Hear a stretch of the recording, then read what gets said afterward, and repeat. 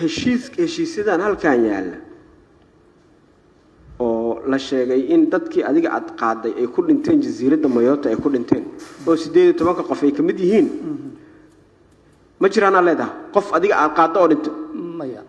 oo heshiiskan ku jira maya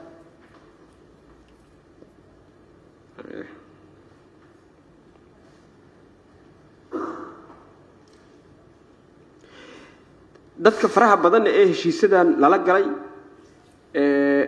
lacagoodii kulli ma la wada bixiyay ma la wada dhiibaa ha oo dadkaas qaar badan aan galeen ya qaar badan aan galeen oo meesha tageen haye qaarkood Faransi joogaanba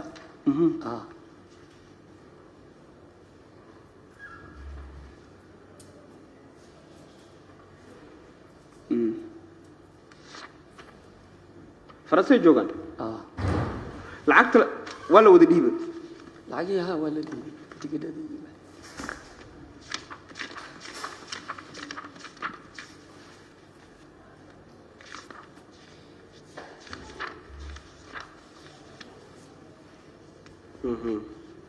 taariikhdu markay aheeday 4 bishii 12aad 2024 maxkamadda gobolka Banaadir lagu horkeenay waxa laga qoray qiraal oo suulka aad saarta adiga oo Maxamed Jimcaale Raaga ah qiraalkan ku akhrina dhageyso aniga oo ah Maxamed Jimcaale Raaga ina Maryam Cali Jimcaale 62 jir ah ku dhashay xamar degmada Shibis waxaan cadeynayaa anigoo maskaxaan maan ahaan iyo maskaxaan fayo cid qasbaysan ayna jirin waxa ii yimiday ilmo iyo waalidkood waxa ay u dhaheen ilmaha noogu dir jasiiradda Mayotte waxaan diyaarad saaray ilmo badan tiradooda ma sheegi karo waxa la geeyay Nairobi agency kale oo Nairobi ku yaalo ayaa la wareegay ilmihii ballanka waxa uu ahaa in diyaarad la saaro ilmahaas oo la geeyo jasiiradda Mayotte laakiin agency kale ayaa doon saaray ilmaha doontii intii aysan gaarin jasiiradda Mayotte ayay hafatay dadkii aan anigu diray waxa ay ahaayeen 56 qof waxaana dhintay 10 qof oo kamid ah dadkii aan diray adoo hadalkaas ma qorto aniga ma dhihin 56 qof number iska sheega la yiri waa lagu deeyaa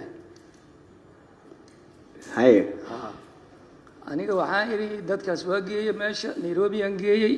meeshii kale markaa uu wadi lahay iiga baxay oo diiday qolo kale raacay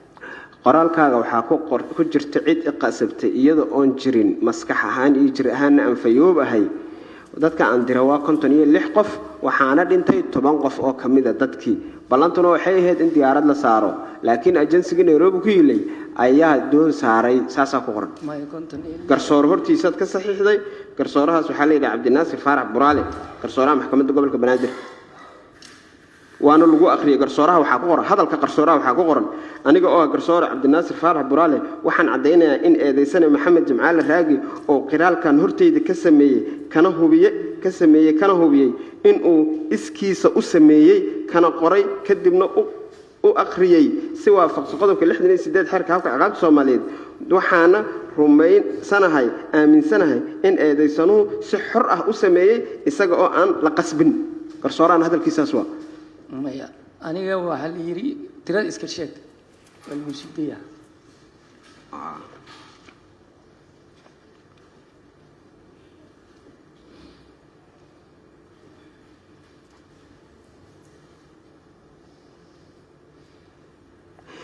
intee leega laga joogaa xilliga dadkaas aad dirta wallahi bishii November ka hor andare November xilliga aad maqashay in la dhintay waqti hore xilliga aad maqashay in la dhintana waa goorma maba maqlin ba aniga dhimasho waa la soo qabtay dhimashada iigan ka maqlay aniga